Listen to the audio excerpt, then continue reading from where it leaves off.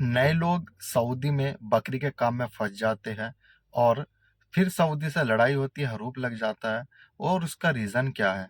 तो अस्सलाम वालेकुम, मैं हूं मोहम्मद शाहरुख। तो कैसे हो मेरे दोस्तों? आई होप कि आप सब बढ़िया होंगे। तो आज मैं इस वीडियो में बात करने वाला हूं कि नए लोग कैसे बकरी के काम में आके फंस जाते हैं। उसका रीज़न क्या है?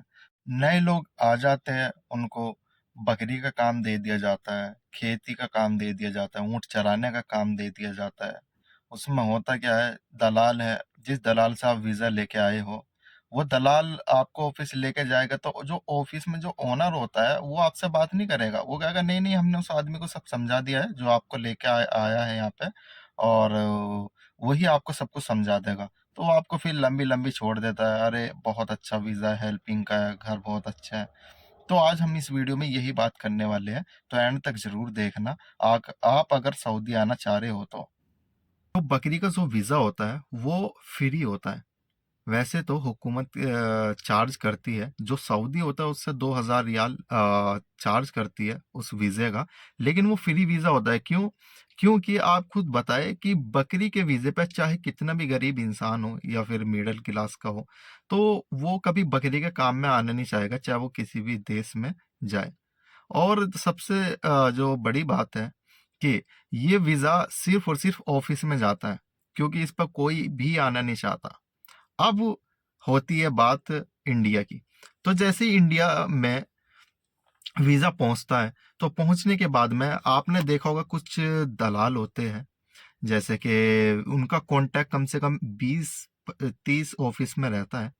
तो और जैसे कोई मोहल्ले पड़ोस का है, जाकर के उससे बात करता है, यार मुझे सऊदी अरब जाना बहुत ज़्यादा मजबूरी है। तो वो फिर क्या करते हैं, वो उस बंदे का पासपोर्ट ले लेंगे और उसको सीधा ऑफिस में ले जा करके जमा कर देते हैं। और वहाँ पर जो है फिर बताया जाता है कि हेल्पर का वीज़ा है, तो जाना चाहोगे? तो वो कह देता है हाँ भाई बिल्कुल जाऊंगा, इन लोगों को करना क्या होगा।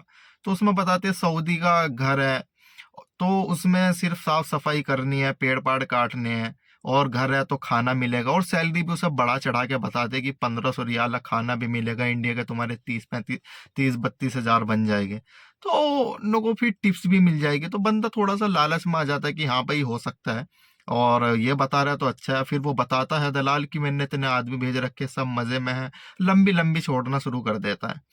जैसे ही आप सऊदी आने की तैयारी कर रहे हो और किसी दलाल से ले रहे हो, वैसे तो दलाल किसी के नहीं होते, और इनके आए हुए बंदे अधिकतर फंसते ही हैं, क्योंकि ये वीज़ा कैसा भी उठा करके दे देते हैं आपको। ये जो है बकरी के चराने वाला वीज़ा आपको ड्राइवर का वीज़ा बता करके और स्टम्प करा देते हैं वीज़ा। उसमें फिर होता क्या है, अब बंदा जो है बेचारा घर की परेशानी और ना जाने क्या क्या परेशानियों को लेके सऊदी अरब आता है, और उसको आने के बाद पता चलता है कि उसने तो बकरी का वीजा था। तो उसे जो बंदा आया है उसको लगता है कि शायद सऊदी ने मुझे फंसा दिया। समझ रहे हो?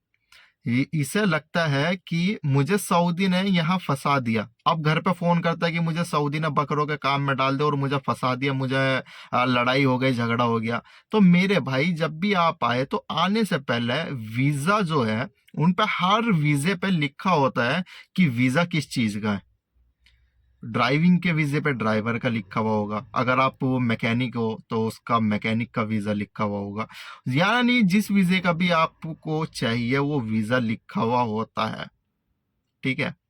तो अगर आप पढ़े लिखे नहीं हो तो ऐसा ना हो कि भाई फिर आपको यहाँ पे मसले बहुत ज्यादा और होते हैं। मुझे यहाँ पे 7 साल हो गए हैं, और मैं न जाने कितने दिन भर कितने लोगों से मिलता हूँ। मैं सऊदियों से भी मिलता हूँ, प्लस मैं लोगों से भी मिलता हूँ कि भाई फला आदमी को बकरों के काम में डाल दिया, बकरी का गोड फार्मिंग। और काम जो है वो इतना ही बेकार काम होता है, इतनी ज्यादा गर्मी होती है यहाँ पे सऊदी अरब में कि आप अगर किसी लोहे को टच कर ले तो आप सिर्फ 1 सेकंड उसको टच करके हटा दोगे, इतना गर्म लोहा हो जाता है अगर गर्मी में पड़ा हुआ है बाहर में।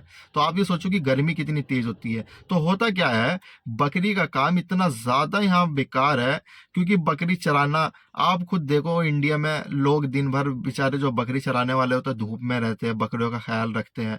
ठीक है? तो ऐसा ही यहाँ पे आपको एक गधा दे दिया जाएगा, आप उस पर बैठो और बकरियों को ले जा रहे हो, कोई देता है कोई नहीं देता है।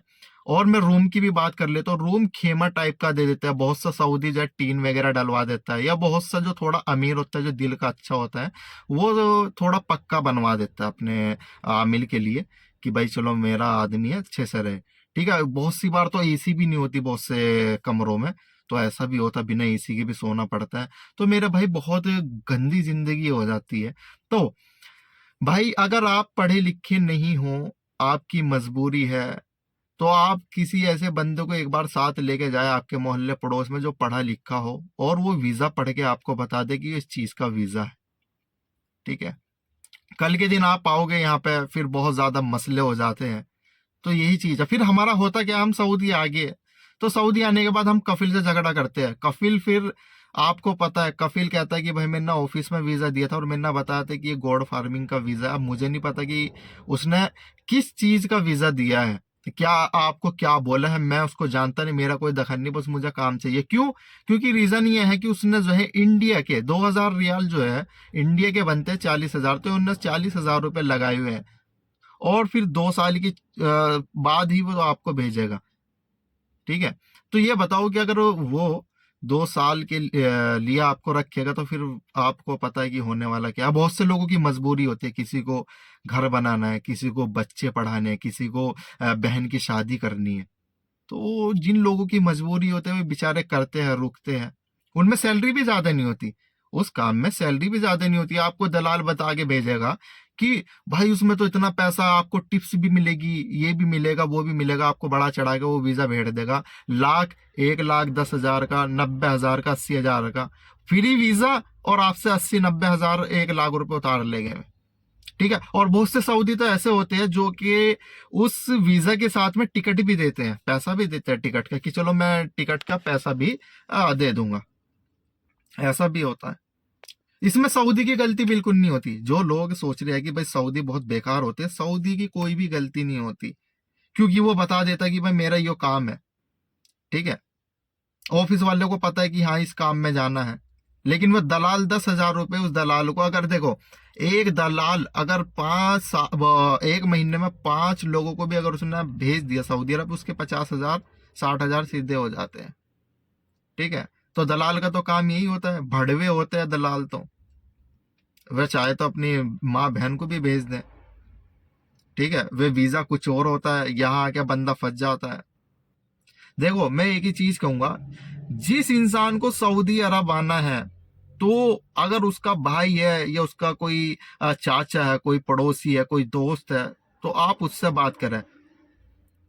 ठीक है, ऐसा नहीं है कि भाई उनका भी वीजा दिया हुआ अच्छा हो, तो उसको बोलो, जो भी आपके लिए वीजा देख रहा है, आपका कोई रिलेशन वाला है, तो आप उससे बोलो कि एक बार वहां पर जाए जहां का वीजा है। वहां आसपास कोई ना कोई ड्राइवर जरूर होगा। ठीक है, तो वहां जाके पता करे कि भाई वो घर का फला घर का वीजा है, यार मैं यहाँ पे अपने किसी रिश्तेदार को बुला रहा हूँ, तो यार ये घर कैसा है। क्योंकि बहुत सी बार ऐसा हो जाता है कि अगर बंदा ड्राइवर के वीजे में भी आ जाता है, तो वो फंस भी जाता है। ठीक है, तो रहा बकरी का सवाल, तो भाई यही है कि यहाँ बंदा 2 साल 3 साल, बहुत से बंदे भाग भी जाते हैं। आपने सुना होगा कि भाई मैं कफिल के पास से भाग गया। भाई उनके हौसले की जो है दाद देनी पड़ती है, कि वाकई में सऊदी में भागना आसान नहीं होता, भाग के काम करना बड़ा मुश्किल हो जाती है। लेकिन खैर, यही चीज है कि देखो, आने से पहले एक बार आप लोग जांच जरूर कर ले। ठीक है, मैं सऊदी की गलती बिल्कुल नहीं बता सकता। रीजन ये है कि क्या नाम, सऊदी जो है हमेशा वीजा बताकर ही देता है। ठीक है, तो मेरे दोस्तों ख्याल रखो अपना, और आने से पहले एक बार अपने उन लोगों को भी ये वीडियो शेयर करें जो सऊदी आना चाह रहे हैं और वो किसी एजेंट से वीजा ले रहे हैं। वीजा लेने से पहले एक बार वीजे पे लिखा हुआ देख ले कि क्या लिखा हुआ है, और अच्छी जगह से वीजा ले, अगर ले रहे हो जांच करके ले। ठीक है, तो यहीं तक ही थी ये वीडियो। अगर अच्छी लगे तो उन लोगों को शेयर जरूर करना। ठीक है, तो मिलते हैं इंशाल्लाह किसी नेक्स्ट वीडियो में, और चैनल सब्सक्राइब कर लेना यार। तब तक के लिए अल्लाह हाफिज।